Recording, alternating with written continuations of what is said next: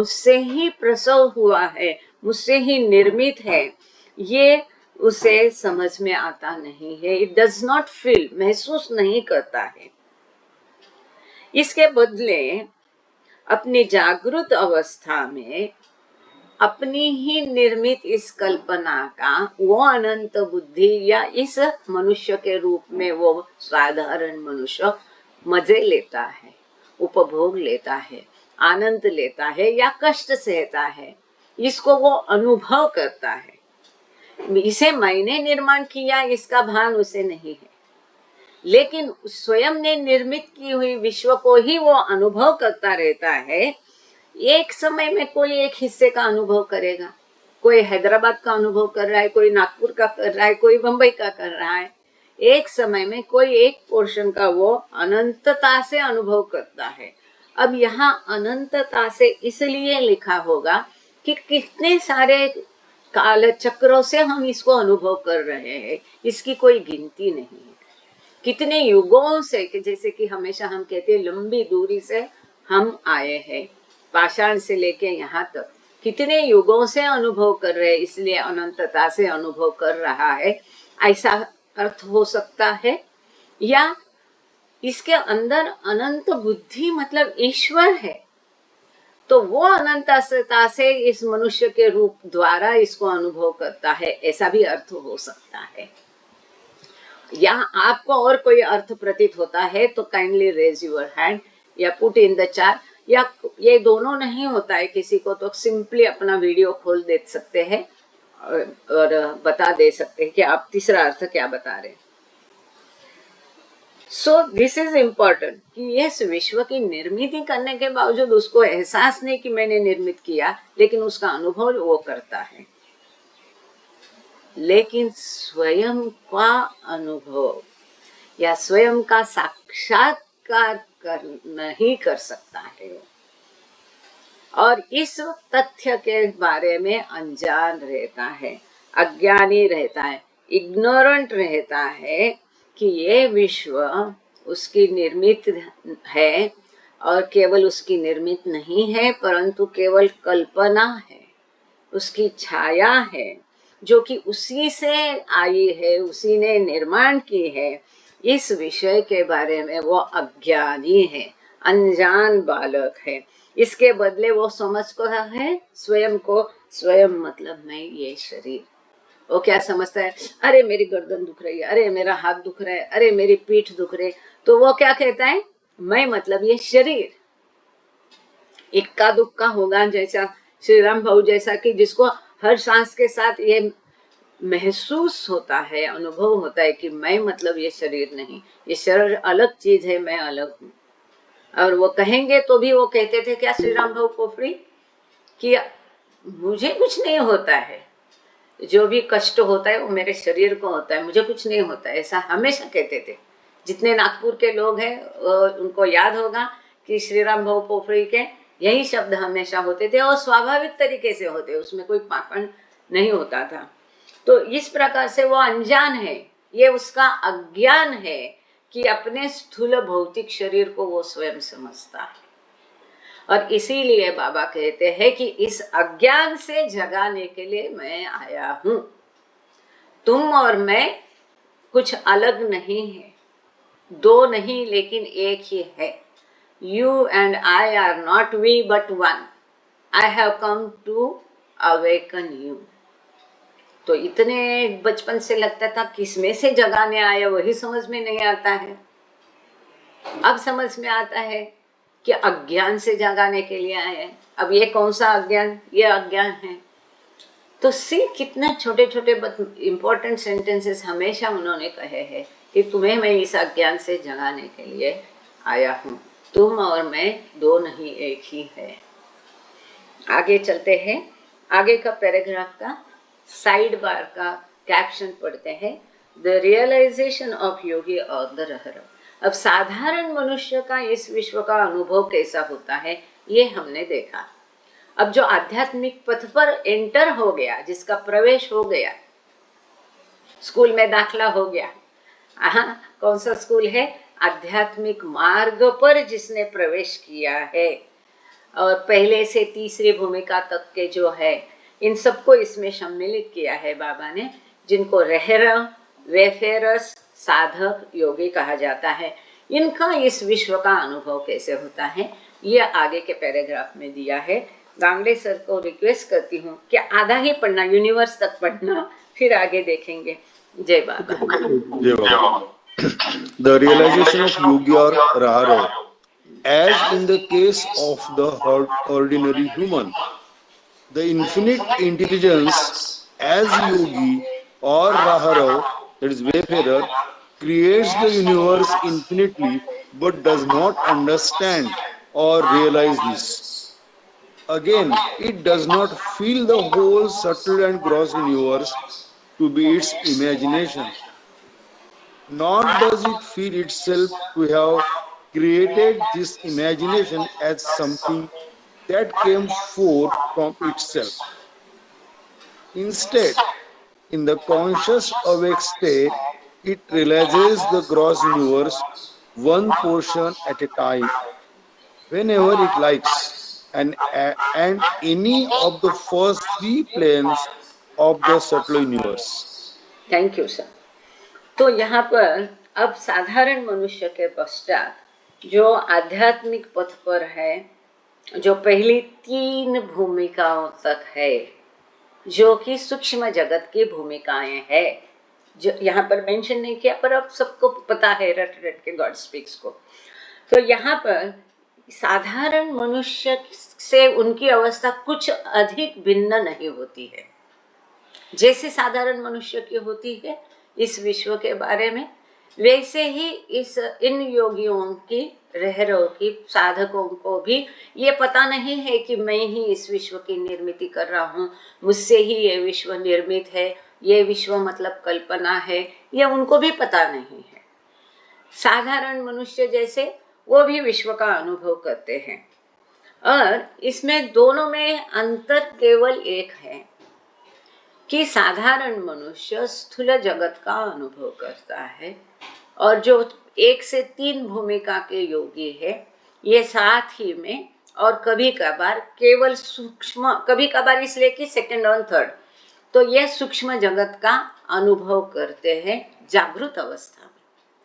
सूक्ष्म जगत का अनुभव एक साधारण व्यक्ति अपनी स्वप्न अवस्था में करता है, जिसमें उसको उसका भान नहीं होता है। जैसा हम स्वप्न अवस्था में सूक्ष्म जगत का अनुभव करते हैं, उसी प्रकार से तीसरी भूमिका तक के साधक उसी को जागृत अवस्था में, जैसे हम जग रहे हैं, इस अवेक स्टेट में उस स्वप्न अवस्था का अनुभव वो करते हैं। इतना ही फर्क है। रहरव, साधक या योगी, इसको केवल योगी कहा है, मतलब 1 से 3 भूमिकाएं इनमें, और साधारण मनुष्य में उनको भी महसूस नहीं होता है कि ये स्थूल और सूक्ष्म जगत केवल कल्पना है, ये उसी की निर्मित है, उसी से निर्माण है। ये सब उनको नहीं, इसका भान उनको नहीं होता है, या महसूस उनको नहीं होता है। इसके बदले ये भी स्थूल जगत या सूक्ष्म जगत का एक समय में किसी एक का, दोनों का साइमल्टेनियसली नहीं, क्योंकि कई अवस्था पहली दूसरी भूमिका में ऐसी होती है जहां उनके आवाजाही रहती है। कभी वो स्थूल का भान होता है, कभी उसको सूक्ष्म का भान होता है। तो इस प्रकार से एक समय में किसी एक विश्व का स्थूल या सूक्ष्म का वो अनुभव कर सकता है, जैसे उसकी मर्जी हो, जब उसको पसंद हो। Any of the first 3 planes of the subtle universe, पहले सूक्ष्म जगत की 3 भूमिकाओं में, फिर कौन सी भूमिका में, बाकी सपोज एक कोई तीसरी भूमिका का साधक है, तो पहली भूमिकाओं के कौन से साधक है, कहाँ पर क्या कर रहे हैं, इन सबको वो जानता है, समझता है, उसका भी उसको अनुभव होता है। इस प्रकार से रहरव और साधारण मनुष्य में इतना ही एक फर्क है। आगे ये पैराग्राफ कंटिन्यू करेंगे sir. As in the ordinary human case, as in the ordinary human case, the infinite intelligence as Raharav, in failing to realize itself, remains ignorant of the fact that it is infinite and that the universe is only its own imagination and shadow, which has come forth from itself. The difference is that now the infinite intelligence thinks itself as the subtle body as well as the gross. Thank you sir. तो साधारण मनुष्य के जैसा ही जो रहर साधक योगी, इनमें जो अनंत बुद्धि है, क्योंकि ये शरीर मतलब हम और आपकी कोई हैसियत है नहीं, उस अनंत बुद्धि के बिना ये शरीर केवल खोखला है, कुछ भी नहीं, जीरो है। आप में हम में वो अनंत बुद्धि है। ये बार बार हर समय, हर पन्ने, हर पैराग्राफ, हर एक लाइन में बताने को बाबा चूकते नहीं। इसका एकमेव उद्देश्य है कि इसको पढ़ पढ़ के, रट रट के, सुन सुन के आप महसूस करो कि वही अनंत बुद्धि अर्थात ईश्वर मतलब मैं हूँ। मुझ में अंदर कुछ नहीं है, लेकिन ईश्वर ही है। ये चाहते हैं बाबा। नहीं तो एक सेंटेंस में क्या ये ज्ञानी एक सर्वज्ञ है, चंद 4 लाइनों में क्या इस पैराग्राफ को, इस पूरे सीरीज 5 को निपटा नहीं सकते थे, आराम से कर सकते थे। तो वो चाहते हम इसको महसूस करें, इसको ये रिपीटेशन है करके ध्यान नहीं देना, सुन के अनजान बनना, ये नहीं करना। पहली बार सुन रहे हैं, पहली बार पढ़ रहे, इतनी तीव्रता से, गहनता से हर बार उसको सुनो, पढ़ो, तब जाके अंदर कहीं जागृति शायद हो सकती है उनके आशीर्वाद से। साधारण मनुष्य के जैसे ही साधक रहर के अंदर जो अनंत बुद्धि है, वो स्वयं को साक्षात्कार नहीं कर सकती है। साधारण मनुष्य भी स्वयं का मूल रूप में मैं ईश्वर हूँ ऐसा साक्षात्कार करने में असमर्थ है। उसी प्रकार से रहर योगी साधक भी असमर्थ है स्वयं के मूल स्वरूप को साक्षात जानने के लिए, अनुभव करने के लिए। इसलिए ये विश्व अनंत है और ये विश्व केवल स्वयं की मेरी कल्पना है, मेरी ही छाया है। इस तथ्य के बारे में ये योगी साधक रहर, तीसरी भूमिका तक के योगी भी अनजान बनते हैं, इग्नोरेंट होते हैं, वो भी अज्ञानी है।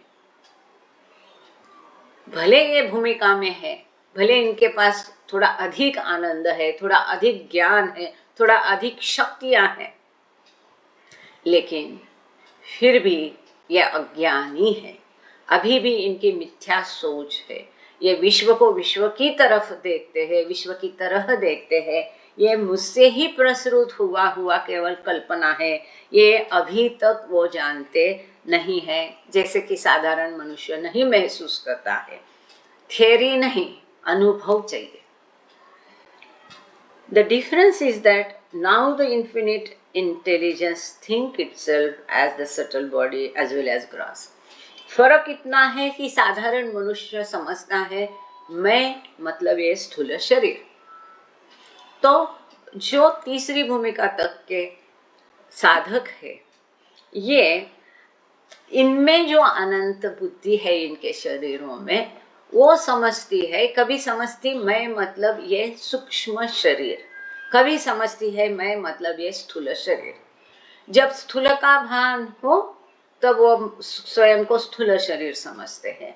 इनका स्थूल और सूक्ष्म का भान एक स्टेज में आता जाता रहता है।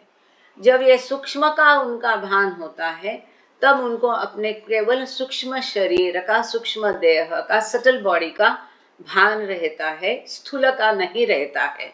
तब ये समझते मैं मतलब ये स्थूल सूक्ष्म देह हूँ, सटल बॉडी हूँ, सूक्ष्म शरीर हूँ। इस प्रकार से इतना ही फर्क है कि वो जब सूक्ष्म शरीर का भान रखते तो अपने आप को सूक्ष्म शरीर समझते हैं, स्थूल का भान रखते हैं तो स्थूल समझते हैं, और सामान्य मनुष्य हमेशा ही अपने मैं मतलब ये स्थूल शरीर समझता है। अब तीसरा जो है द रियलाइजेशन ऑफ द सिद्ध योगी। अब ये सिद्ध योगी क्या होगा, ये हर पैराग्राफ में बाबा ने स्वयं ही दिखाया है।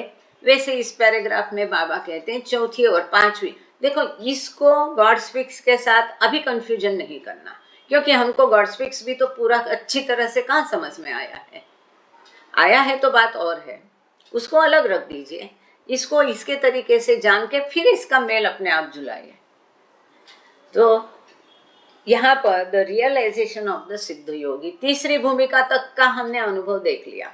अब इसके बाद में आती है चौथी भूमिका, पांचवी भूमिका, सिद्ध योगी, जहाँ पर इनको बाबा ने सूचित किया है, इस नाम से बाबा ने लिखा है, तो हम सिद्ध योगी कहेंगे। कुछ बिगड़ता नहीं, साथ में समझने के लिए, आसान होने के लिए हम समझेंगे जो हमें बाबा की ही लिटरेचर से मालूम पड़ा है कि चौथी पांचवी भूमिका है। इसका अनुभव कैसा होता है? हमने देखा साधारण योगी मनुष्य का अनुभव क्या होता है, रहरव का क्या होता है, अब देखेंगे सिद्ध योगी का अनुभव क्या होता है। Sir, as in the case of the ordinary human and Raharav, the infinite intelligence as Siddha Yogi, Kamil or Wali creates the universe infinitely but does not understand or realize this. Like the Raharav, in the conscious awake state, it realizes whenever it likes any given portion of the gross universe. But in the subtle universe, it can realize any of the first five planes. Unlike the Rahara, who can realize only the first three. However, like the Rahara and ordinary human, the infinite intelligence as Kamil, in failing to realize itself, remains ignorant of the fact that it is infinite and that the universe is only its own imagination and shadow which has come forth from itself.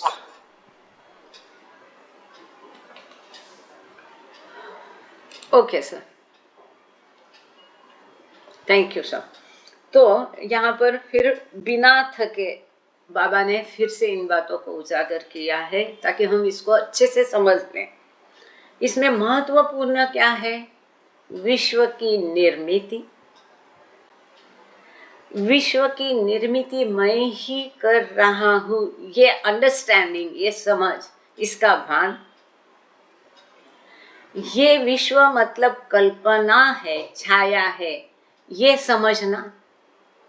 और इस विश्व का अनुभव हम उसको विश्व सत्य करके कहते हैं या असत्य करके, एक छाया करके करते हैं। और सबसे महत्वपूर्ण बात है स्वयं को समझना। इन मेन 4 पॉइंट के इर्द गिर्द पूरा ये टॉपिक है।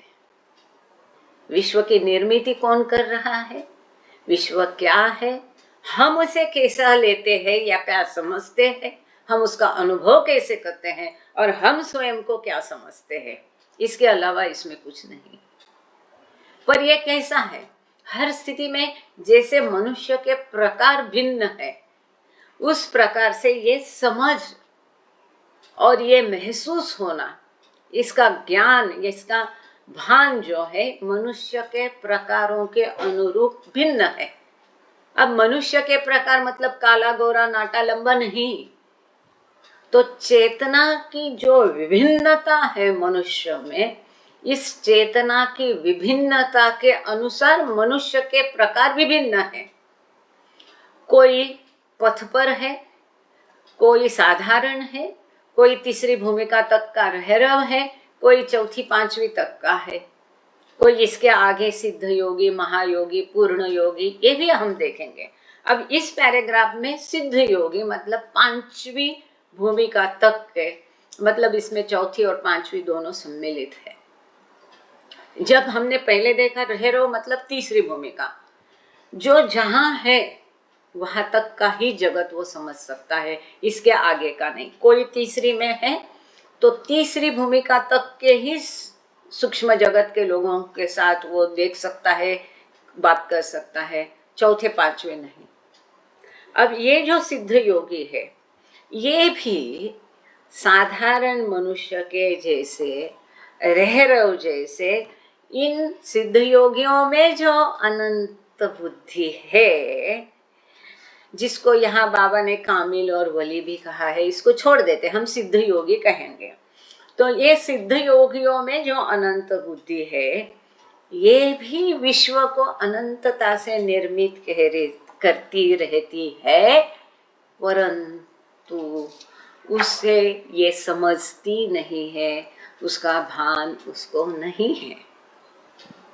रहरव जैसे ये सिद्ध योगी भी जागृत अवस्था में या तो स्थूल के किसी विश्व के किसी एक भाग का अनुभव करते हैं या सूक्ष्म के किसी एक भाग का अनुभव करते हैं, रियलाइज करते हैं, और अब ये पांचवी भूमिका तक का सूक्ष्म जगत को देख सकते हैं, अनुभव कर सकते हैं, क्योंकि ये स्वयं पांचवी में है। अब ये छठवीं को नहीं देख सकते हैं, सातवीं को नहीं देख सकते हैं, लेकिन पांचवी तक, जैसे कि रहरव तीसरी भूमिका तक के समझ सकते हैं, देख सकते हैं। अब सिद्ध योगी पांचवी तक की समझ सकते हैं।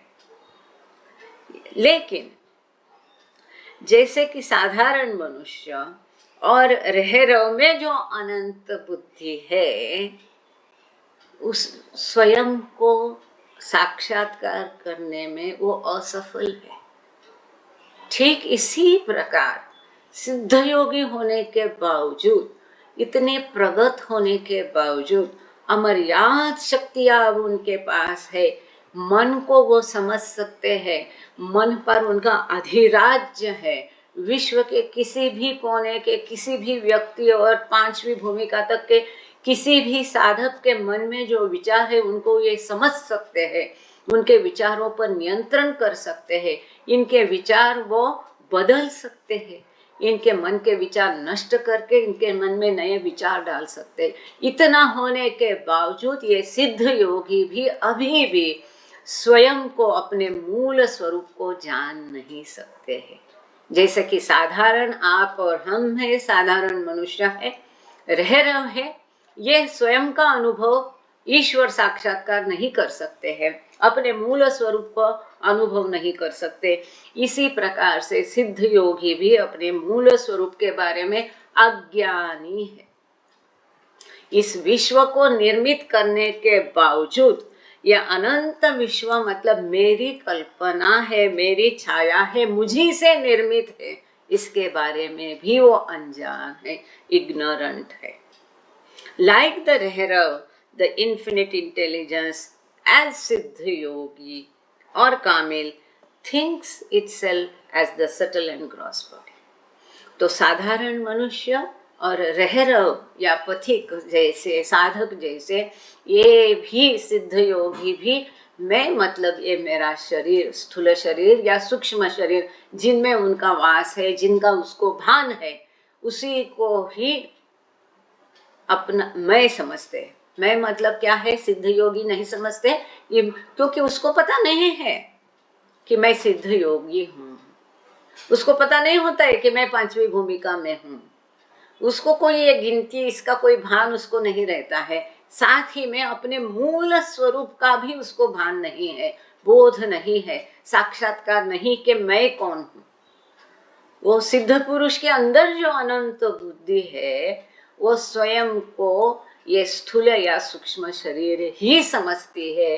जैसे एक साधारण मनुष्य के अंदर की अनंत बुद्धि या रहरव के अंदर की अनंत बुद्धि मैं मतलब ये स्थूल या सूक्ष्म शरीर समझती है, इसी प्रकार से सिद्ध योगी के अंदर की अनंत बुद्धि भी मैं मतलब स्थूल या अपने आप को स्थूल या सूक्ष्म शरीर समझती है, लेकिन अपने मूल स्वरूप का वो अनुभव करने में अक्षम है, इसलिए वो अज्ञानी है।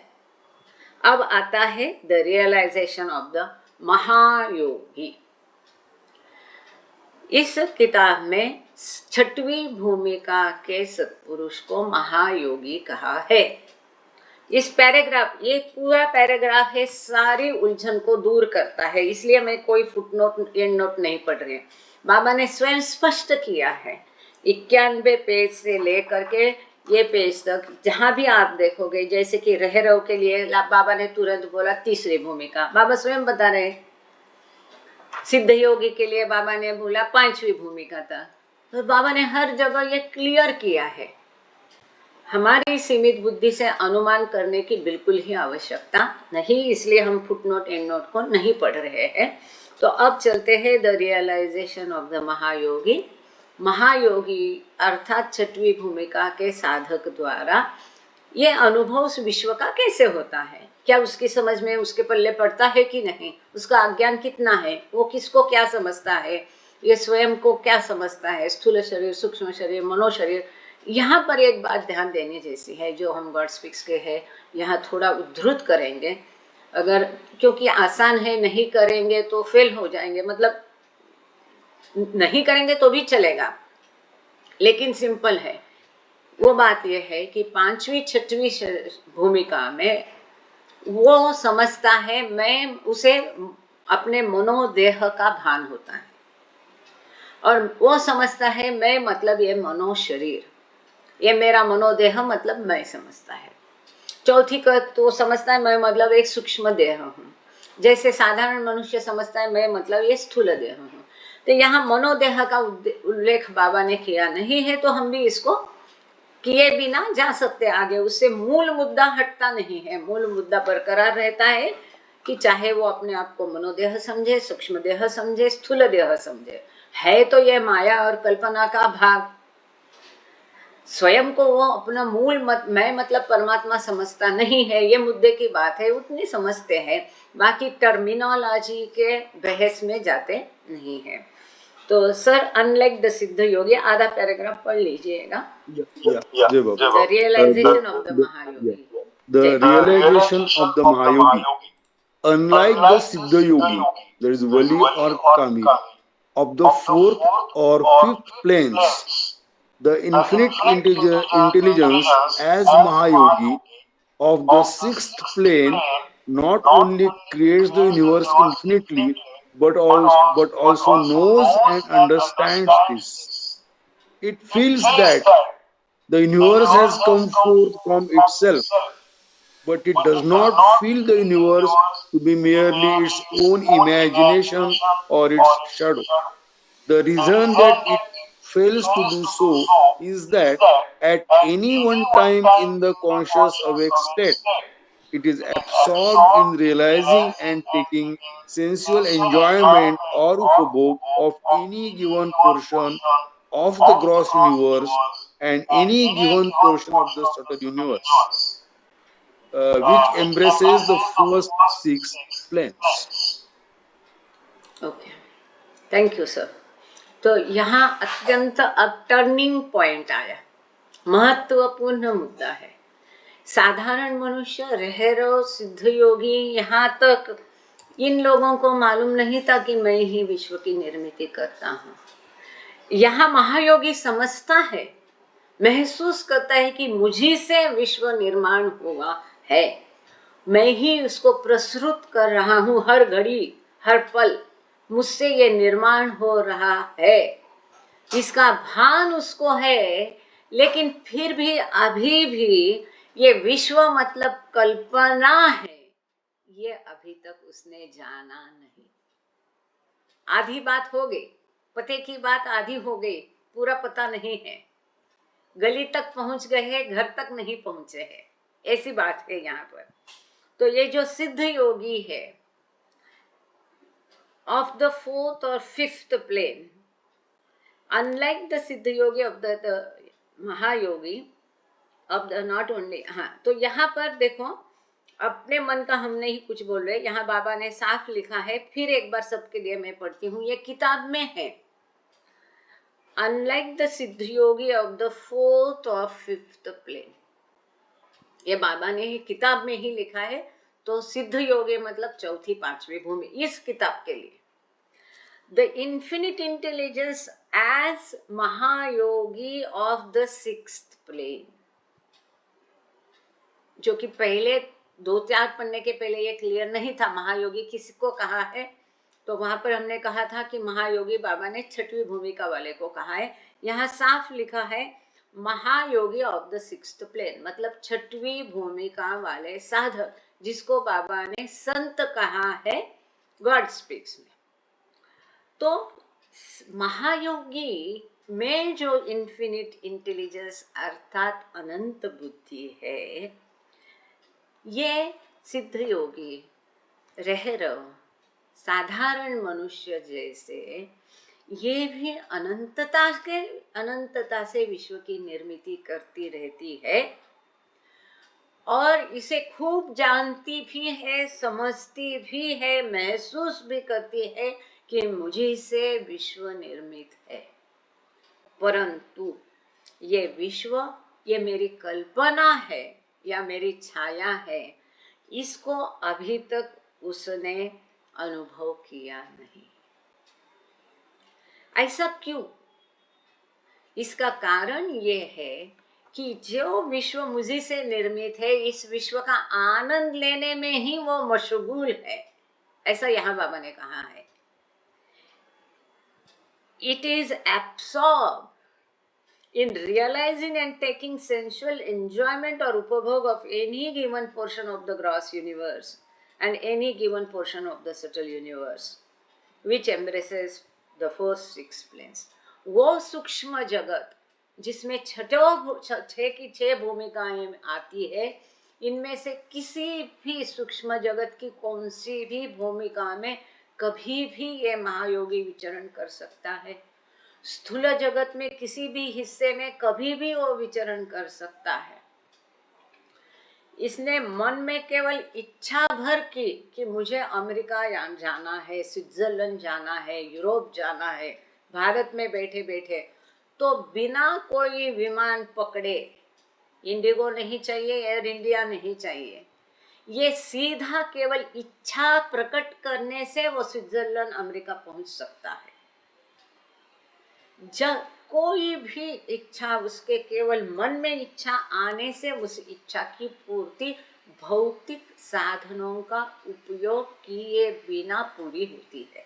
इसलिए बाबा ने कहा कि ये छठवीं भूमिका का तक के सूक्ष्म भूमिका, सूक्ष्म जगत और स्थूल जगत का उपभोग लेने में मशगूल है। Embraces, it is an absorb शब्द है, इसमें ये मशगूल हो गया है इस जगत का मजा लेने में, अनुभव लेने में, क्योंकि अभी उसके लिए नया नया है, वो अनुभव ले रहा है, उससे भ्रमित हो रहा है। तो ये संभ्रम की स्थिति है कि मुझे से निर्माण हो रहा है, यहाँ क्या हो रहा है, छठवीं भूमिका में क्या है, पांचवी में क्या है, चौथे के मन में क्या विचार है, अमेरिका में कैसा है, स्विट्जरलैंड में कैसा है, वहाँ पर हिमालय में कैसे बर्फबारी है, मैं थोड़ा देख लूँ, इसमें ये मशगूल है। और इसलिए अभी तक उसने स्वयं को जाना नहीं, अपने मूल स्वरूप का अनुभव अभी उसने करना है, साक्षात्कार किया नहीं है, द्वैत कायम है, अपने आप को ईश्वर से वो अलग समझता है, ईश्वर के प्रति अभी इसका प्रेम अति उच्च है, चरम सीमा पर पहुंचा है, जैसे पहले कभी नहीं था। और इसीलिए उस ईश्वर के साथ मिलन के लिए वो व्याकुल है, लेकिन वो जानता नहीं कि वो ईश्वर मैं ही हूँ। ईश्वर को वो हर जगह देखता है, हर कहीं वो ईश्वर को देखता है, लेकिन उसके साथ अभी उसका मिलन हो नहीं गया है, और इसीलिए इस विश्व को वो छाया समझता नहीं है। Can he reach in galaxies also? We'll take it. So इसलिए अभी तक उसका द्वैत भाव कायम है, तो स्वयं को वो अनुभव नहीं कर पा रहा है, और इसीलिए विश्व को छाया के रूप में, कल्पना के रूप में, इसलिए हम बाजू रखते थोड़ी देर के लिए, क्योंकि मेन मुद्दा यहाँ से हमारा ध्यान नहीं हटे। विश्व का अनुभव वो कैसे करता है?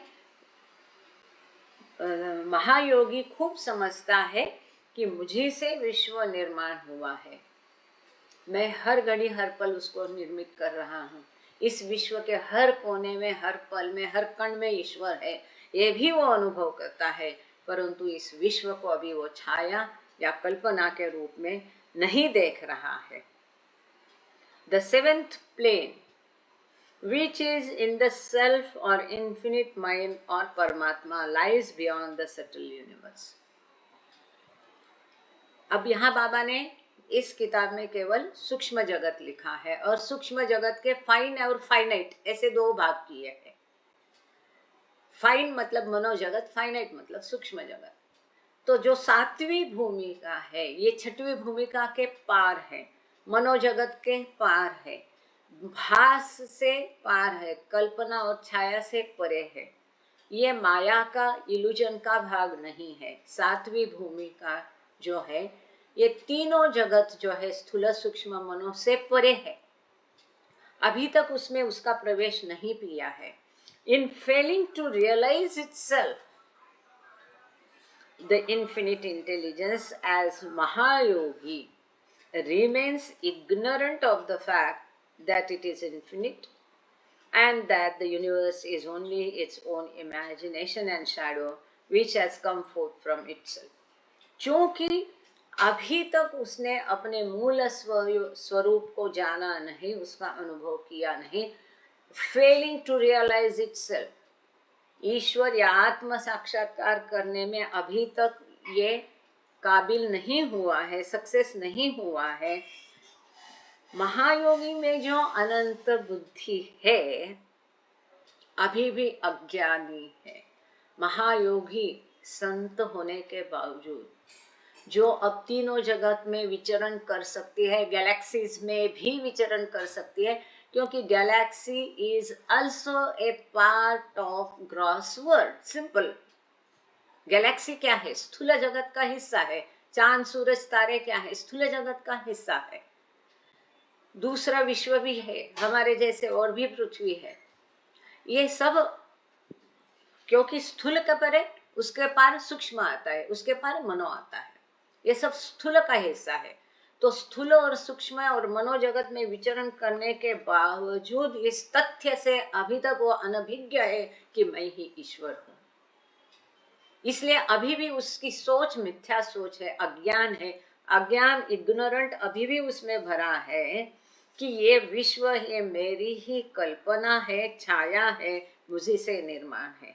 और इसीलिए सिद्ध योगी जैसे, रहरव जैसे, साधारण मनुष्य जैसे अभी भी वो अपने आप को ये शरीर ही समझता है। अब यहाँ पर ग्रॉस एंड सटल बॉडी दिया है, हम यहाँ कहते गॉड स्पीक्स में कहा है वो अपने आप को ये मनो शरीर समझता है, क्योंकि अभी उसको स्थूल का सूक्ष्म का भान नहीं, केवल मनोजगत का, मनोदेह का भान होता है। तो वहां पर वो समझता है मैं मतलब ये मनोदेह। तो यहाँ बाबा ने दिया है, वही अभी पढ़ेंगे कि अभी उसको अपने देह को ही मैं समझता है। इस देह से मैं परा हूं, ये देह मतलब मैं नहीं हूं। मेरे अंदर अनंत बुद्धि मतलब ईश्वर है। मैं ईश्वर हूं और मैं ये देह नहीं हूं, ये भान महायोगी को भी नहीं है। साधारण मनुष्य, रहरव, सिद्ध योगी जैसे महायोगी को भी ये भान नहीं है कि मैं मतलब ये देह नहीं है और मैं मतलब ईश्वर हूं। सो इसका द्वैत कायम है। आगे चलते हैं। आगे का साइड जो है, हम लोग 92 पेज पे थे, अब जाएंगे 93 पेज पर। साइड का हेडिंग है द रियलाइजेशन ऑफ द संत, अकमल और पीर। तो इनका अनुभव कैसा होता है इसका यहाँ पर अब गॉड स्पीक्स में बाबा ने संत किनको कहा है? छठवीं भूमिका वाले को। अब यहाँ बाबा सातवीं भूमिका वाले को संत समझते हैं। तो हम थोड़ा अपने आप को एडजस्ट करेंगे, कोई बात नहीं है। सर से रिक्वेस्ट करती हूँ कि द इन्फिनिट से पढ़ना शुरू करें। साथ ही में द गैलेक्सी का उत्तर सही है क्या संता? Sorry Gangade sir, yes yes, correct correct, it encompasses, gross world में आता है, करेक्ट। सो आपका सवाल का जवाब मिल गया। जय बाबा। सब पढ़ना शुरू करें। जय बाबा। द रियलाइजेशन ऑफ द संत, अकमल और पीर। पूरा पैराग्राफ ले लूं कि हाफ लूं? कंप्लीट पैराग्राफ पढ़ लूं? हाउएवर तक ले सकते, या फॉर इट सल्वेशन तक ले लेना सर, तो सही हो जाएगा जी। The infinite intelligence as a sant, Akmal और पीर creates the universe infinitely and knows and understands this. It feels that the universe has come forth from itself, and moreover feels the universe to be its own imagination or shadow. It realizes the universe for the benefit and salvation of others, to draw others from the low material plane to the high spiritual planes.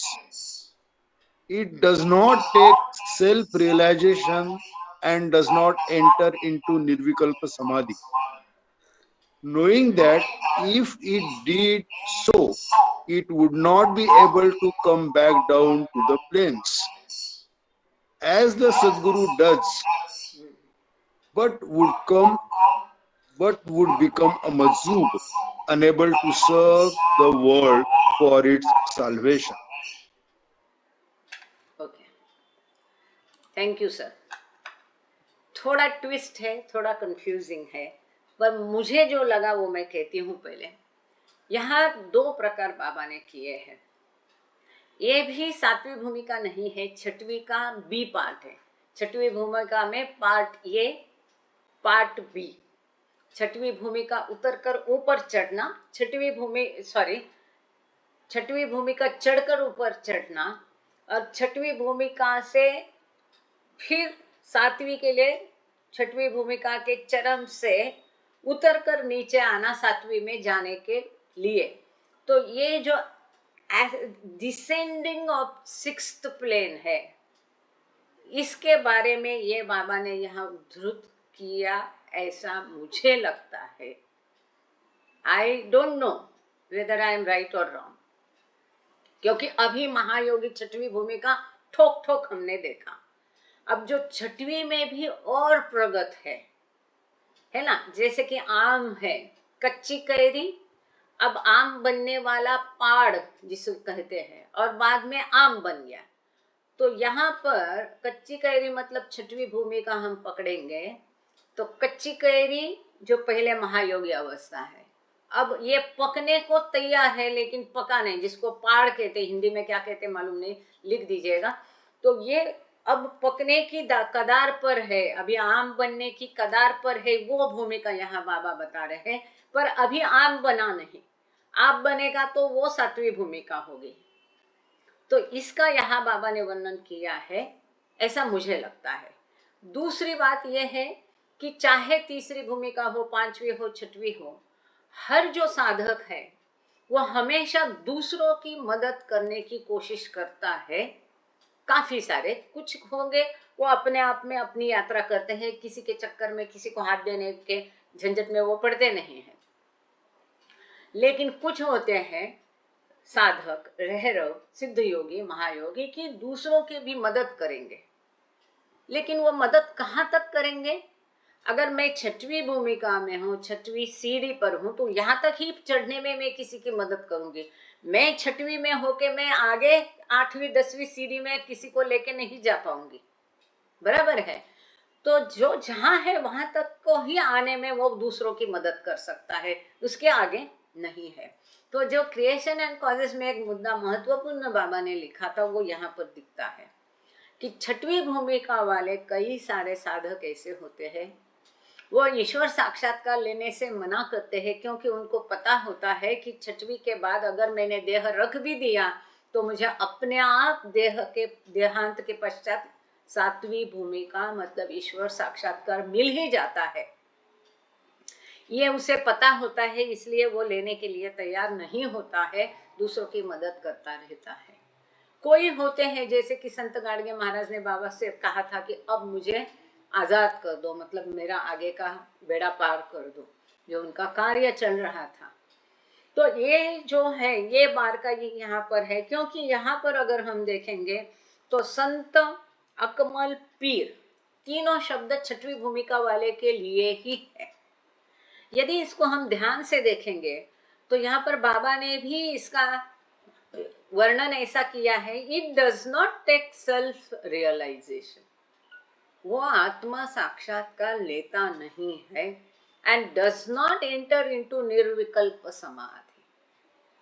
निर्विकल्प समाधि में वो प्रवेश करता नहीं है, मतलब ईश्वर साक्षात्कार उसने किया नहीं है। Knowing that if it did so, it would not be able to come back down to the plains. क्योंकि अगर ईश्वर साक्षात्कार वो करता है तो वही वो अनंत आनंद में ये हो जाएगा, या तो वो मजहूब बनेगा या तो उसका देह छूट जाएगा। ऐसी अवस्था में यदि वो मजहूब बनता है तो उसको स्वयं का भान नहीं रहेगा, विश्व का भान नहीं रहेगा, तो वो किसी की मदद नहीं कर पाएगा। और यदि उसका देह छूट जाता है तो भी वो किसी की मदद नहीं कर पाएगा। तो यहाँ पर साफ लिखा है, it would not be able to come back down to the plains as the Sadguru does, but would become a mazhub, unable to serve the word for his salvation.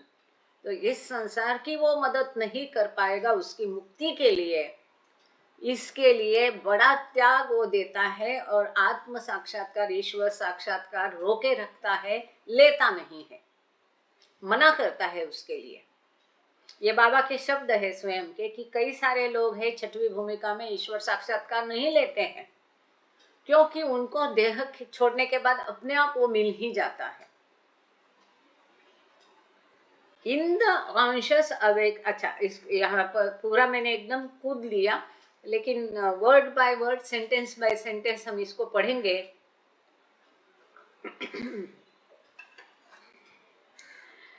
अब यहाँ बाबा कहते हैं कि संत अकमल या पीर, इनमें जो अनंत बुद्धि है, जैसे कि वो साधारण मनुष्य में है, जैसे कि वो रहरव में है, सिद्ध योगी में है, महायोगी में है, इसी प्रकार से संत पीर अकमल में भी अनंत बुद्धि ही है, जो स्वयं इस सृष्टि की अनंतता से निर्मित करती रहती है और इसको वो खूब जानती है, समझती है कि मैं ही, ये विश्व मुझसे निर्मित है, मैं ही इस विश्व का निर्माता हूँ, इसे वो महसूस करता है।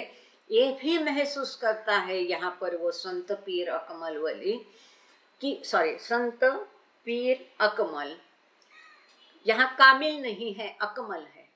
ये भी वो जानता है कि ये मेरी कल्पना है, मेरी छाया है।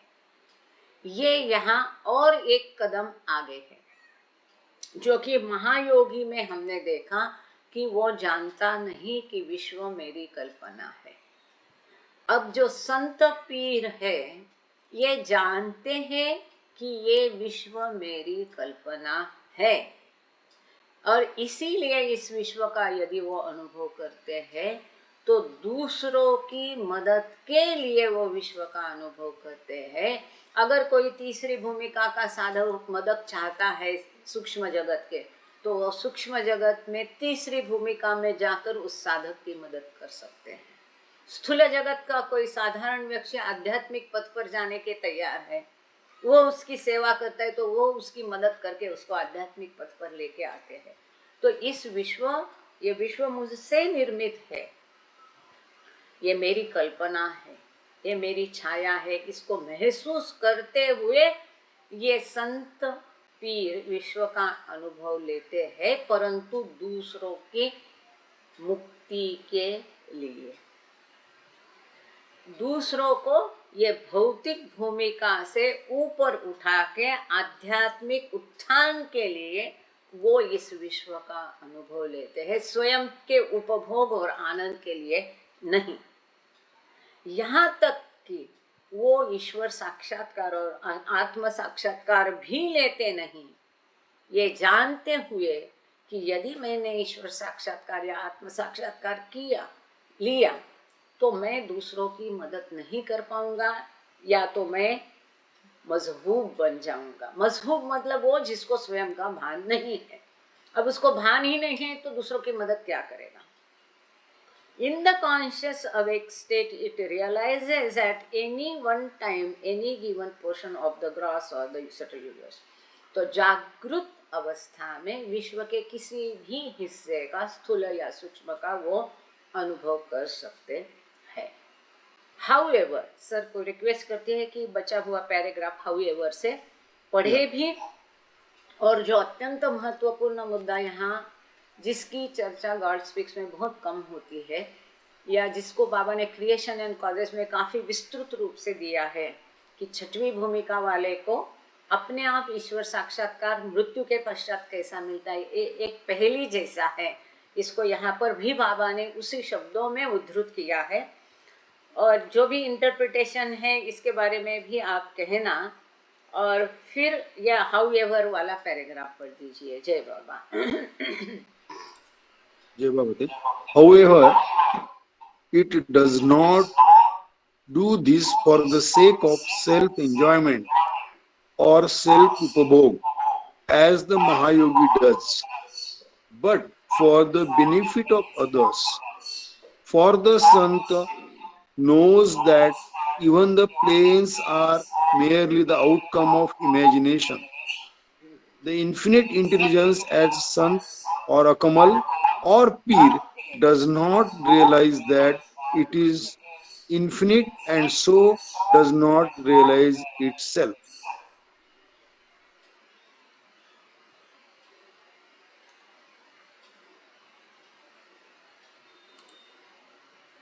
So, however, it does not do this. तो ये स्वयं के ये हमने देखा अनुभव के लिए, आनंद के लिए, उपभोग के लिए ये विश्व का अनुभव नहीं करते। ईश्वर को जरूर अनुभव करते दूसरों के उत्थान के लिए, लेकिन for the Sant knows that even, और संत ये भी जानता है कि ये भूमिकाएं तक भले ये महत्वपूर्ण है ईश्वर साक्षात्कार के लिए, परंतु भूमिका भी है तो इस मायावी जगत का हिस्सा है, इस भासमय भ्रममय जगत का हिस्सा है और कल्पना का भाग है। ये भी ये पीर और संत जानता है। अनंत बुद्धि जो इन संत में, अकमले या पीर में है, ये अनुभव नहीं करती है, स्वयं को अनंत करके अनुभव नहीं करती है, परंतु वो ईश्वरत्व के बारे में सजग है, ईश्वर को सब जगह देखती है। और लेकिन यहाँ उसने अभी अनुभव स्वयं का मूल रूप में किया नहीं है। अब इसके पश्चात का पैराग्राफ है द रियलाइजेशन ऑफ द मुकम्मिल फकीर और सद्गुरु। इसके पश्चात की अवस्था है सद्गुरु की, ईश्वर साक्षात्कारी व्यक्ति की भी कह सकते हैं, पर देखेंगे अभी बाबा ने यहाँ क्या कहा है। But before that I will like Gangade sir to comment on this two paragraphs, like mahayogi on the 6th plane, और जो संत पीर अकमल ये जो कहा है यहाँ पर बाबा ने। यहाँ जो बाबा ने इनफैक्ट तो काफी क्लियर किया है महायोगी के बारे में और संत अकमल और पीर के बारे में। इसमें ऑलरेडी लिखा है कि 7th प्लेन पे तो ऑलमोस्ट ही है, मगर बिफोर गॉड रियलाइजेशन, यानी गॉड रियलाइजेशन वो नहीं ले रहा है for the I mean helping others, for the benefit of others. तो ये बाबा ने स्पेसिफिकली इस किताब में किया है संत अकमल और पीर के बारे में। वो गॉड रियलाइजेशन नहीं ले रहा है, ये क्लियर किया है, लेकिन he is on 7th plane, ये इसमें से क्लियर होता है। और जो महायोगी है उसके बारे में तो ऑलरेडी बाबा ने लिया है कि जो पहले के पैराग्राफ में वो तो काफी क्लियर है महायोगी के बारे में।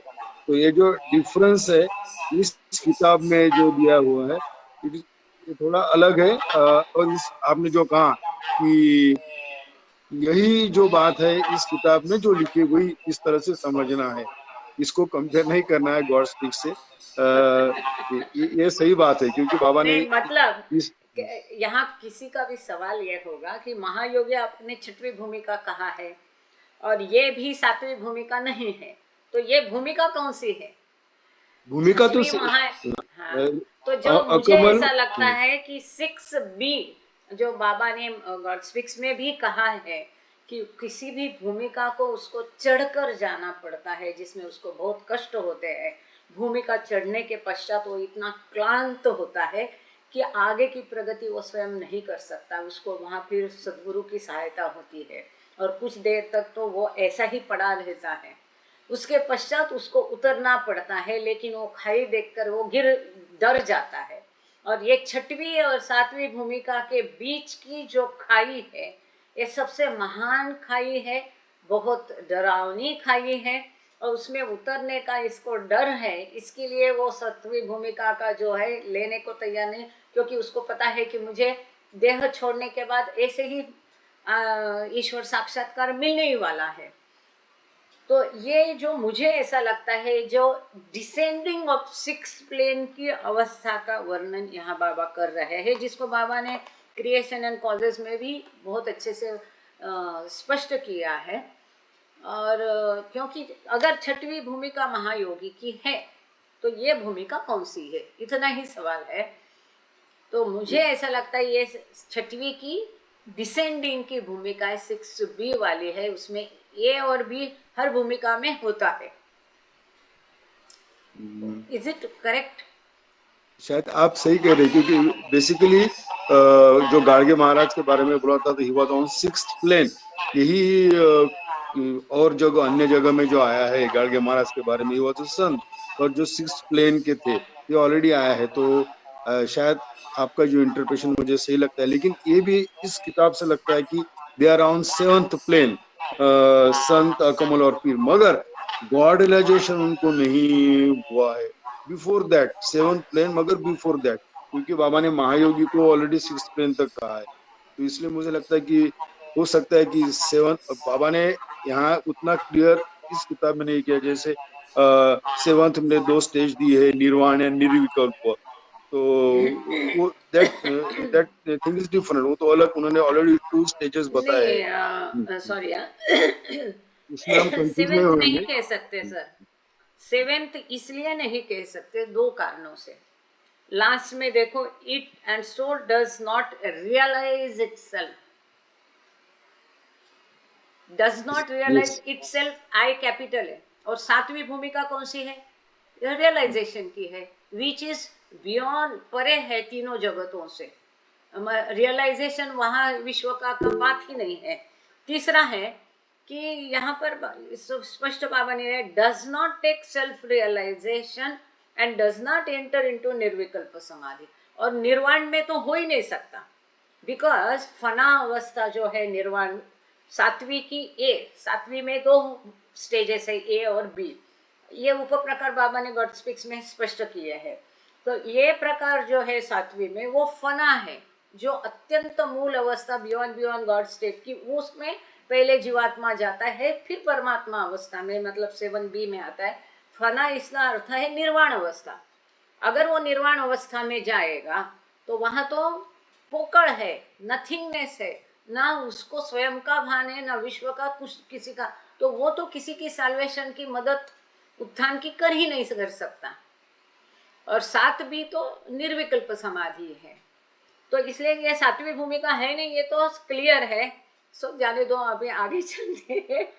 आप सही आगे कह रहे हैं। 7वीं भूमि यानी ये किताब से थोड़ा माइंड में ये हो गया कि एग्जैक्टली 7th भूमिका के स्टार्टिंग में ये लोग क्या 6th के एंड में एडवांस स्टेज में है, लेकिन ये बराबर आपने बताया कि 7th में ए और बी जो निर्वाण और निर्विकल्प है, तो निर्वाण में भी ये तो ये नहीं है, ये तो क्लियर है इसमें कि वंस दे एंटर द निर्वाण, तो वो अवस्था भी इनकी नहीं है। करेक्ट। तो ये हो सकता है कि 7 की जस्ट स्टार्ट हो या 6th के एंड में हो। ओनली बाबा नोज कि बाबा ने किस तरह से क्लैरिटी जो है हम लोगों को शायद we are unable to understand. जय बाबा। जय बाबा सर। नहीं, ये ऐसा ही मुझे लगता है, दिस इज 6B। भले बाबा ने 6B नहीं बोला होगा, तो बाबा ने 7 में तो ए भी बोला है। बाबा ने ये भी बोला कि हर भूमिका में चढ़ना है, उतरना है, असेंडिंग डिसेंडिंग बोला है। मतलब हम समझने के लिए ये कह सकते हैं कि ये 6वीं की उतरने की, डिसेंडिंग की अवस्था है। हम ये भी मतलब वो चढ़ गया ऊपर, अभी 6वीं भूमिका की चढ़ाव भी उसने चढ़ लिया, चरम पर, चोटी पर पहुंच गया 6वीं की, अब नीचे आना है। और इसी को असेंडिंग डिसेंडिंग को हम ए और बी अवस्था कह सकते हैं। एनीवे, तो अभी हम page number, we are on page number 93। और भी किसी को कुछ कहना है, please open up your mic and start जय सेइंग। बाबा, जय बाबा। हर एक भूमिका में स्टेज रहती, पहली से लेकर छठवीं भूमिका तक। हर एक पहली भूमिका में स्टेज रहती, जो आपने कच्ची करी का एग्जाम्पल दिया। पहली भूमिका में स्टेज रहती, फर्स्ट ईयर में जाते हैं तो अपने सब्जेक्ट रहते हैं, वैसी मेहर भूमिका। प्रसाद, एक मिनट, हमको यहाँ रटना नहीं है, वो सबको यहाँ सारे ज्ञानी है भाई, सब एक से बड़े एक ज्ञानी। मैं हमेशा सबको कहती हूँ, बड़ा मैच्योर्ड ग्रुप है, परिपक्व है, सबकी बहुत सुंदर सुलझी समझ है बाबा की दया से।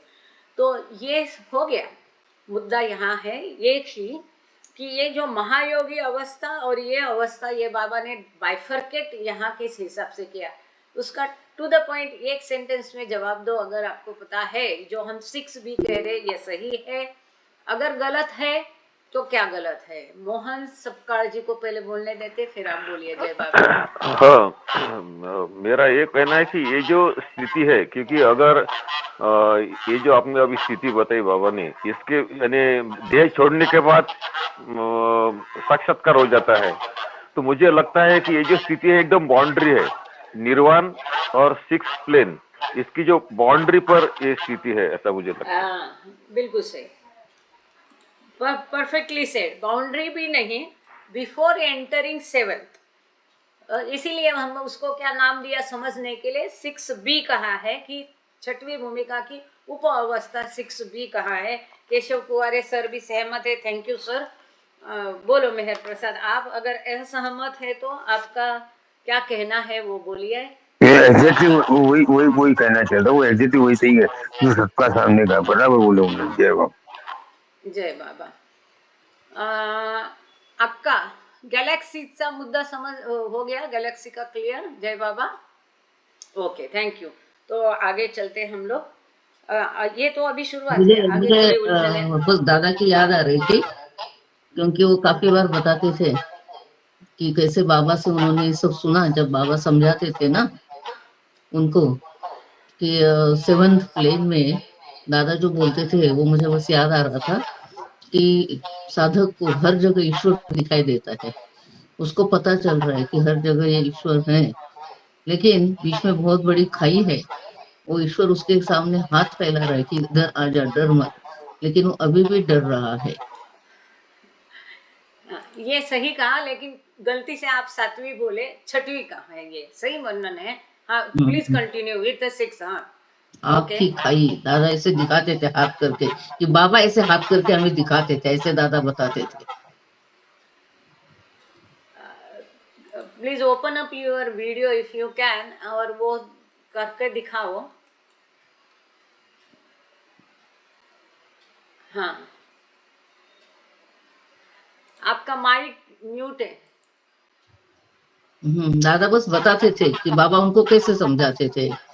तो दादा बताते थे कि बाबा बताते थे कि बस बीच में एक बहुत बड़ी खाई है, आँख की खाई है, और वो देख रहा है कि वहां ईश्वर उसे बुला रहा है, लेकिन वो डर रहा है वो खाई पार करके जाने के लिए। बाबा बताते थे, दादा बोलते थे ऐसी बड़ी खाई है, आग की खाई है, ऐसे दादा हाथ करके, बाबा तो जेस्चर से बताते होंगे ना, तो दादा को सब याद आता तो वो बताते थे। Okay, perfectly said, thank you so much. तो बढ़िया, यही है, आग की खाई है, तो यही है 6B की डिसेंडिंग है।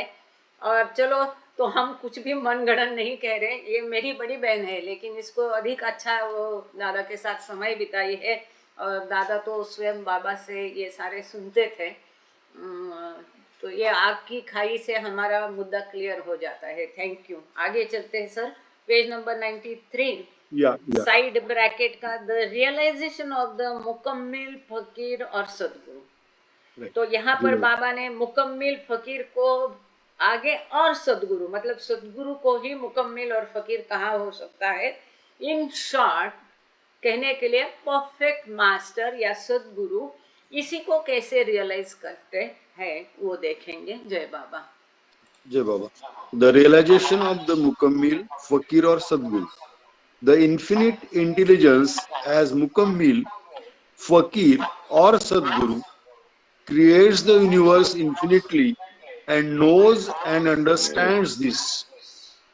It feels that the universe has come forth from itself and moreover feels the universe to be its own imagination.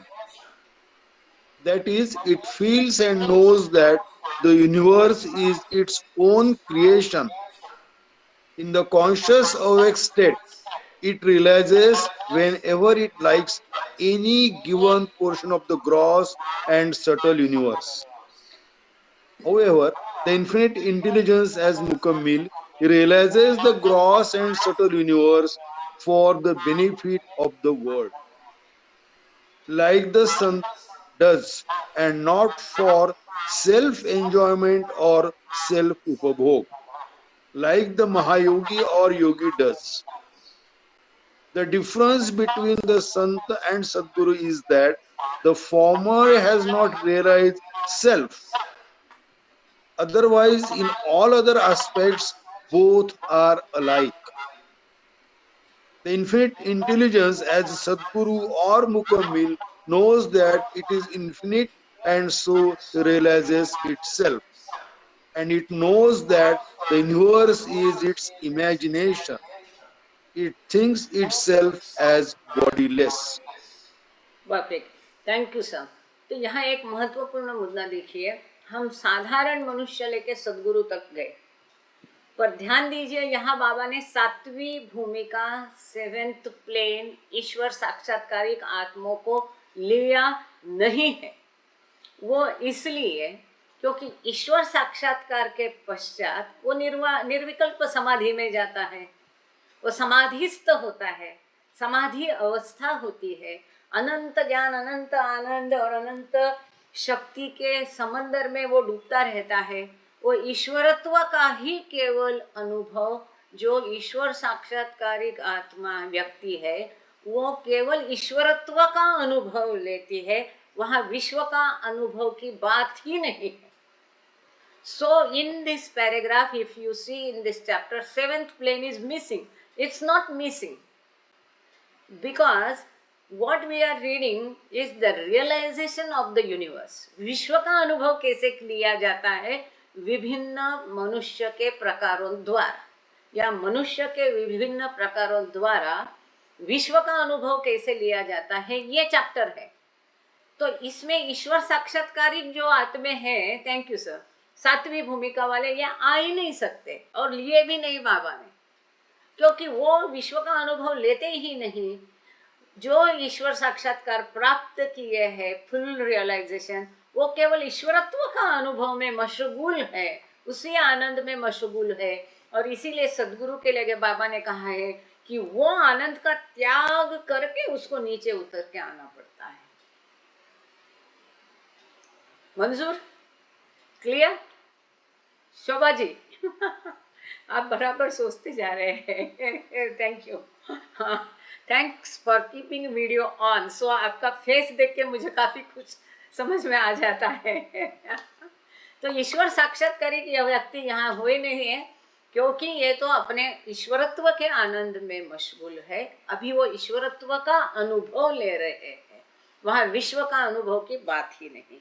ये मुद्दा क्लियर होने के बाद आगे अब जो सदगुरु है इनके बारे में, परफेक्ट मास्टर जो है, अनंत बुद्धि जो फकीर या मुकम्मिल या सदगुरु या परफेक्ट मास्टर में है, वो विश्व को अनंतता से निर्माण करती रहती है और वो जानती भी है, महसूस भी करती है कि विश्व उसी से निर्मित है, और इसका भी वो अनुभव करती है कि ये विश्व उसकी कल्पना है।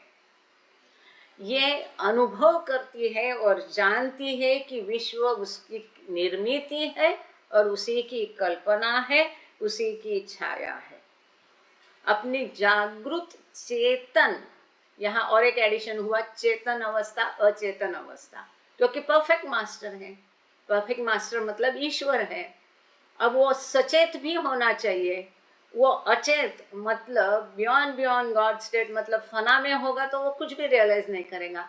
इसीलिए यहाँ और एक शब्द की एडिशन बाबा ने की है, in the conscious awake state, सचेत जागृत अवस्था में ये सद्गुरु विश्व के किसी, कौन सा विश्व, स्थूल और सूक्ष्म जगत के, और साथ में हम मनोजगत भी कह सकते हैं, किसी भी एक हिस्से को या सबको एक साथ अनुभव कर सकता है, परंतु ये वो केवल विश्व के बेनिफिट के लिए, मदद के लिए, आध्यात्मिक उत्थान के लिए वो करता है, जैसे कि संत करता है। ऊपर हमने देखा 6B वाला संत जैसा करता है, वैसे अपने स्वयं के उपभोग आनंद के लिए नहीं करता, जैसे कि महायोगी 6A करता है स्वयं के आनंद के लिए, या योगी करता है तीसरी भूमिका, पांचवी भूमिका, तीसरी भूमिका तक वाला, वैसे वो स्वयं के आनंद के लिए विश्व का अनुभव नहीं करता है, परंतु दूसरों के उत्थान के लिए करता है।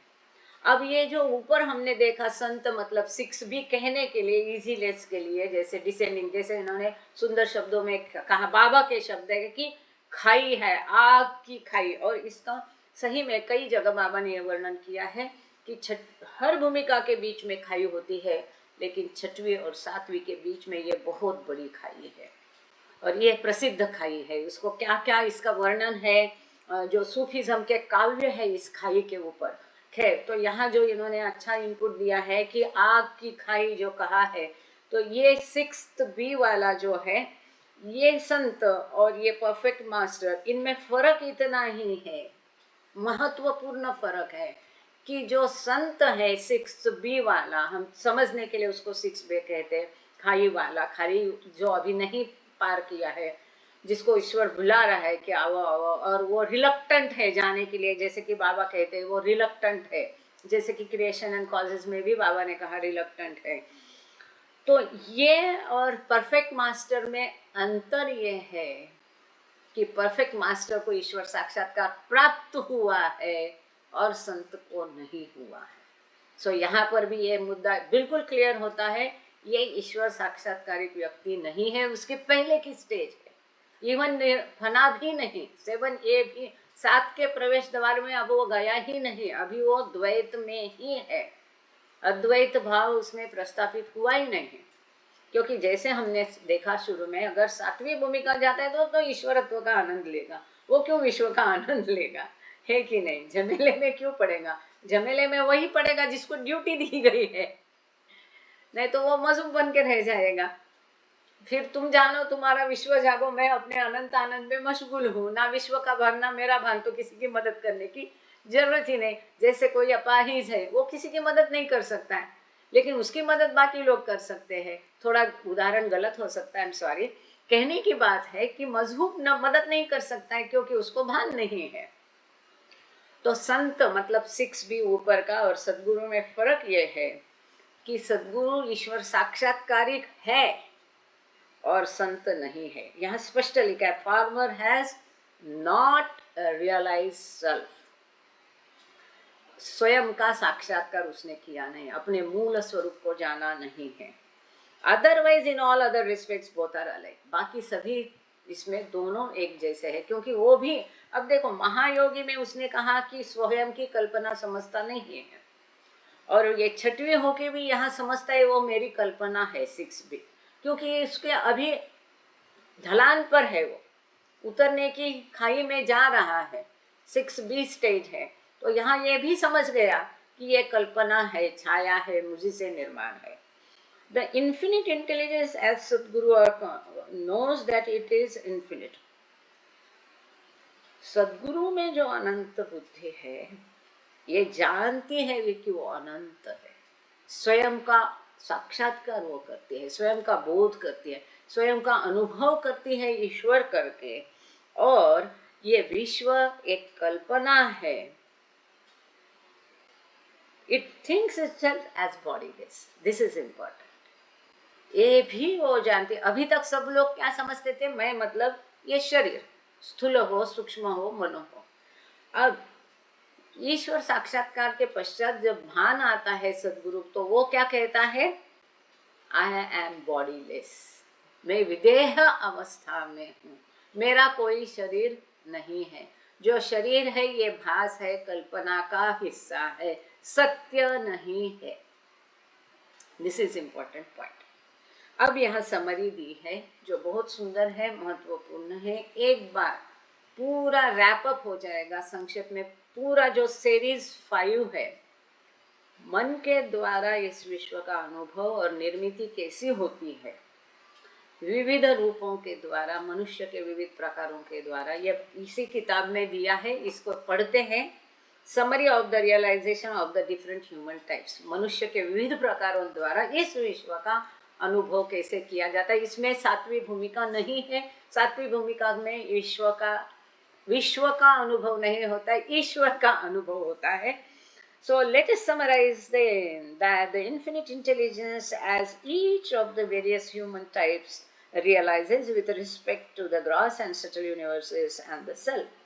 तो इस प्रकार से अनंत बुद्धि जो मनुष्य के विविध प्रकारों द्वारा इस स्थूल और सूक्ष्म जगत का और स्वयं का अनुभव कैसे करती है। दिस इज इम्पोर्टेंट, स्वयं का अनुभव। तो यहाँ पर 6 प्रकार है जो हम फटाफट आगे बोलते जाएंगे। We are on page number 94 अगर किसी को देखना है। सामान्य मनुष्य, the infinite intelligence realises any division of the gross universe whenever it likes but does not realise either the subtle universe or self. तो सामान्य मनुष्य में जो अनंत बुद्धि है, ये स्थूल विश्व के किसी भी हिस्से का कभी भी जब चाहे अनुभव कर सकती है, परंतु जागृत अवस्था में सूक्ष्म जगत का और स्वयं का अनुभव नहीं कर सकती है। एज योगी और रहर, जो आध्यात्मिक पथवर है, जो तीसरी भूमिका तक है, वो इस विश्व का और स्वयं का अनुभव कैसे करते हैं। उनमें जो अनंत बुद्धि है वो स्थूल जगत के किसी एक हिस्से का या पहली 3 भूमिकाओं तक के सूक्ष्म जगत का अनुभव कर सकते हैं, परंतु स्वयं का अनुभव नहीं कर सकते हैं। अब आते हैं सिद्ध योगी और वली। ये 5वीं, 4थी और 5वीं भूमिका वाले सिद्ध योगी, क्योंकि इनके पास अपार शक्तियां होती है इसलिए इनको सिद्ध योगी कहा है। तो सिद्ध योगी और वली जो 5वीं भूमिका, गॉड स्पीक्स में भी बाबा ने यही कहा है, 5वीं भूमिका वाले को वली कहा है। ये इस विश्व का और स्वयं का अनुभव कैसे करते हैं।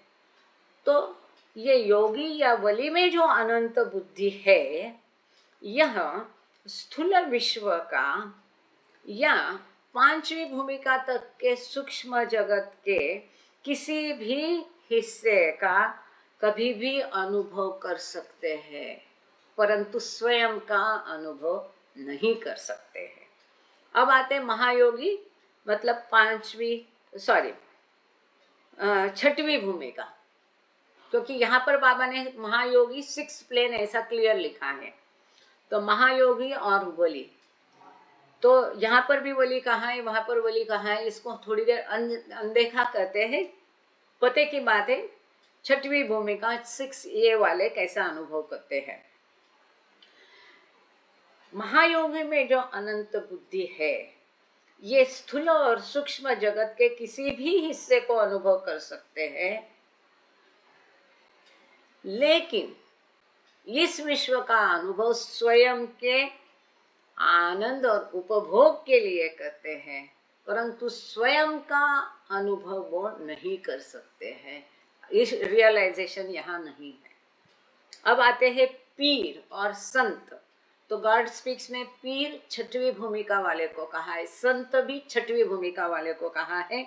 यहाँ पर हम इसको 6B कह सकते हैं, क्योंकि ऊपर अगर हम महायोगी को 5वीं भूमिका कहेंगे और सिद्ध योगी को 4थी भूमिका कहेंगे तो भी चलेगा, लेकिन ऐसा किताब में दिया नहीं। इसलिए पीर और संत, इनमें जो अनंत बुद्धि है, ये स्थूल और सूक्ष्म जगत के किसी भी हिस्से का जब वो चाहे अनुभव कर सकते हैं, परंतु महायोगी और संत में फर्क यह है, वो केवल और केवल दूसरों की मदद करने के लिए, उनके आध्यात्मिक उत्थान के लिए विश्व का अनुभव करते हैं, परंतु यहाँ वह स्वयं का साक्षात्कार नहीं कर सकते हैं।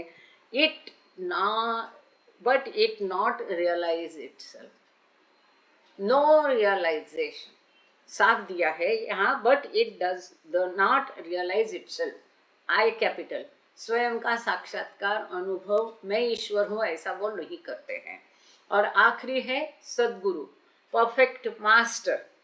तो परफेक्ट मास्टर में जो अनंत बुद्धि है, ये विश्व के तीन ही जगतों में से, स्थूल सूक्ष्म मनोजगत में से किसी भी एक हिस्से का कब चाहे अब अनुभव कर सकते हैं, लेकिन स्वयं के आनंद या उपभोग के लिए नहीं, परंतु दूसरों की आध्यात्मिक मदद करने के लिए करते हैं।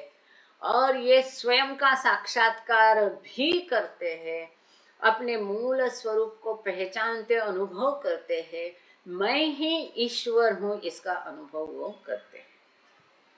यहाँ ये 5वीं सीरीज पूर्ण हो गई है, लेकिन इसको जल्दबाजी में, क्योंकि मुझे 7 के पहले ये एक लिंक में लेना था, इसलिए मैंने खाली हिंदी में बोला है।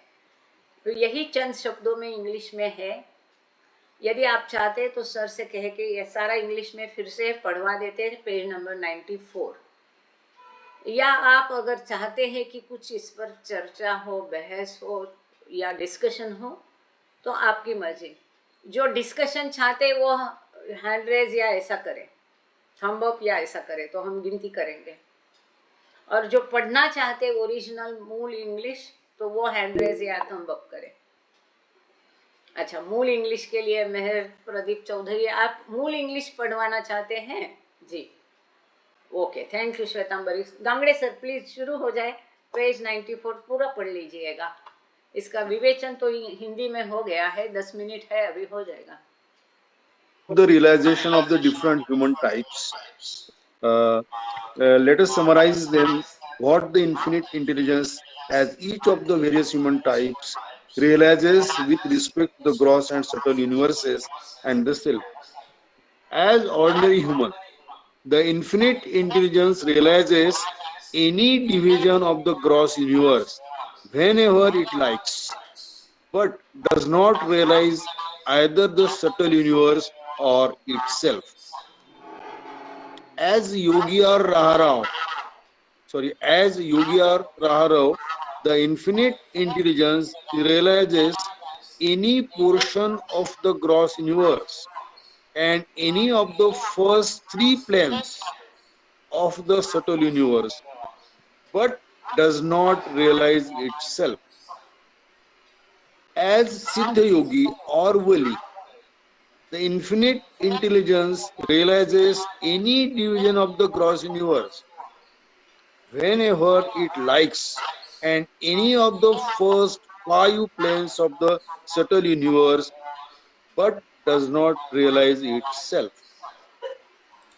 As Mahayogi or Wali, the infinite intelligence realizes any portion of the gross and subtle universes whenever it likes, for the sake of self-enjoyment or upabhog, but it does not realize itself. As a peer or sant, the infinite intelligence realizes any portion of the gross or subtle universes whenever it likes, solely for the benefit of others, but it not realize itself. As Sadguru, the infinite intelligence realizes whenever it likes any portion of the gross and subtle universes, not for self-upabhog, but for the benefit of others, and also realizes itself. Thank you sir, thank you Baba. और मैं Suresh Verma sir यहाँ पर उपस्थित है, तो उनको आमंत्रित करती हूँ ये वो जो हमारी डिस्कशन चल रही है उसके बारे में कहे अपना ओपिनियन, क्योंकि इनके ग्रुप में रोज़ पढ़ा जाता है इसको एक पेज, और काफ़ी आगे गए हैं, 150-200 पेज पर, 177 पेज पर शायद है ये लोग। तो और फिर बाद में 7 बजे प्रार्थना भी कर लेना। सुरेश वर्मा सर, जय बाबा। जय बाबा दीदी, सभी प्रेमियों को सहृदय जय बाबा। जय बाबा।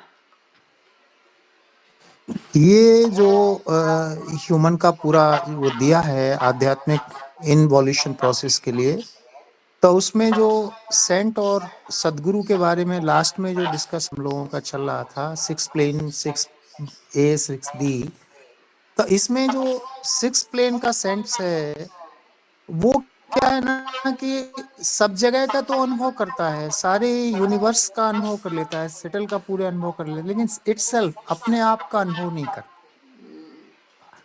दूसरों की मदद वो भी कर, वो अपने उपभोग के लिए नहीं कर रहा है, क्योंकि वो अपने उपभोग के लिए तो महायोगी और बलि है, तो वो अपनी शक्तियों का सेल्फ के उपभोग के लिए वो कर रहा है। लेकिन जो 6 प्लेन का सेंट और पीर है वो अपनी शक्तियों का उपयोग सृष्टि के लिए यानी दूसरों के बेनिफिट्स के लिए कर रहा है। लेकिन सिर्फ इतनी कमी है उस 6 प्लेन वाले में कि वो सेल्फ का अनुभव नहीं कर रहा है। लेकिन 7th प्लेन वाला जो परफेक्ट मास्टर सदगुरु है, वो सारी चीजों का अनुभव भी करता है, सारे यूनिवर्स का अनुभव करता है, लेकिन अपने आप का भी अनुभव करता है। ये सृष्टि इमेजिनेशन है, सब कुछ जानता है। इसलिए ये जो परफेक्ट स्टेज है हमारे सदगुरु की, जिससे हमको लाभ मिल सकता है, आज ये परफेक्ट जो हमारे पास साहित्य है, ये भी उस परमात्मा के द्वारा प्रदत्त है। अगर ये किसी 6 प्लेन या 5 प्लेन वाले के माध्यम से दिया रहता तो वो हम शायद इस बात को नहीं समझ पाते, लेकिन ये परफेक्ट मास्टर के द्वारा दिया हुआ जो हमारे लिए साहित्य है, इससे हम इस बात का आज अनुभव कर रहे हैं। जय बाबा। थैंक यू सर, जय बाबा। और कोई कहना चाहता है, कुछ कहना है तो? अब हमारे पास 6 मिनट है। कोई कुछ कहना चाहता है कि 6वीं भूमिका का महायोगी भी है जो अपने आनंद के लिए उपभोग करता है। 6वीं भूमिका का संत भी है जो दूसरों की भूमिका, दूसरों के आनंद के लिए इसका उपभोग, दूसरे की मदद के लिए इसका उपभोग लेता है।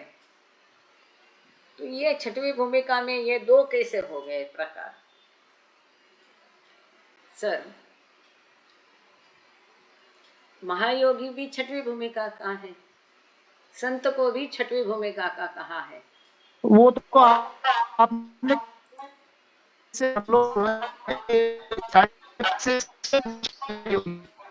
योगी और बलि से, जैसे सिद्ध योगी और बलि है, वो 2nd क्लास से 1st क्लास की जो है उसमें पहुंचा है, स्टार्टिंग पॉइंट है उसका, लेकिन वो लास्ट पॉइंट है गॉडलाइजेशन के करीब का।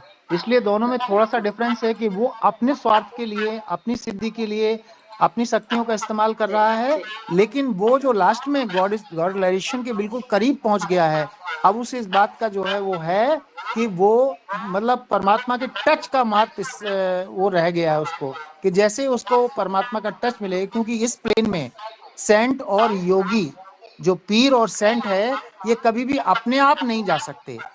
7 प्लेन में या ईश्वर साक्षात्कार सेल्फ नहीं कर सकते कभी। हाँ, बॉडी छूट जाए, जैसे अरविंद घोष की बॉडी को जो 6 प्लेन में थे, बाबा ने उनको याद किया और उनको अपना किसी भी माध्यम से स्पर्श दिया और वो गॉडलाइज्ड हो गए।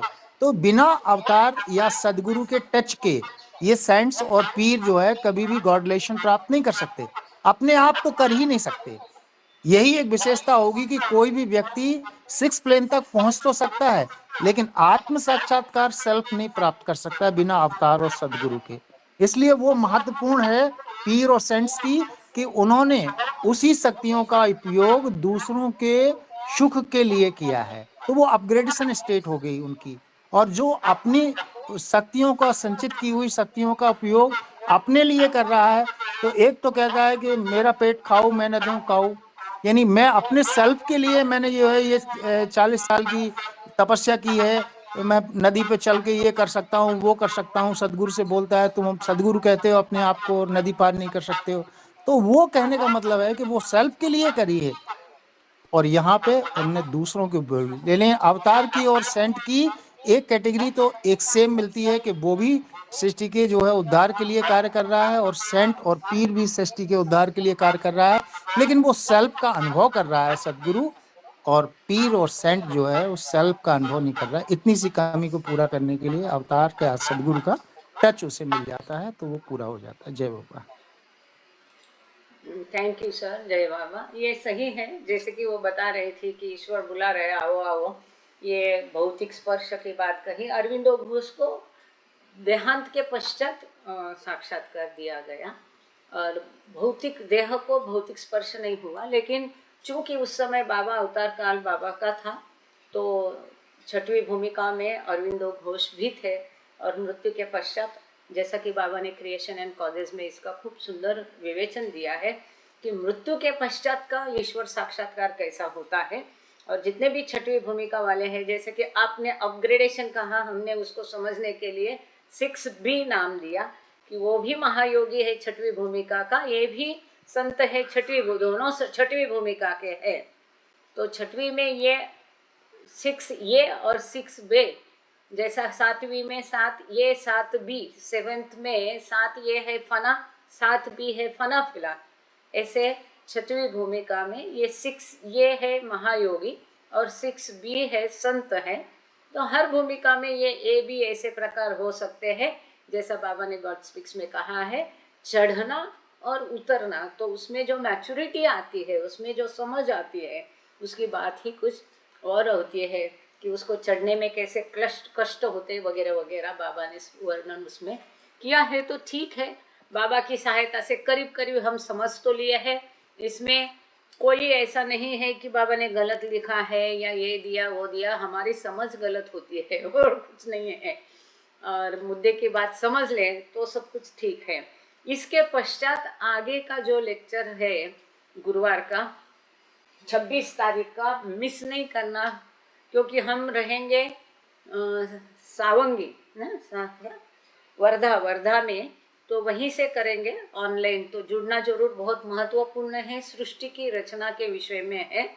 और वो जो बिग बैंग है उसके बारे में वर्मा सर है ना जुड़े हुए, सर प्रेयर कर लीजिए। Thank you Baba, thank you all of you. अवतार मेहर बाबा की जय, जय बाबा। अवतार मेहर बाबा की जय।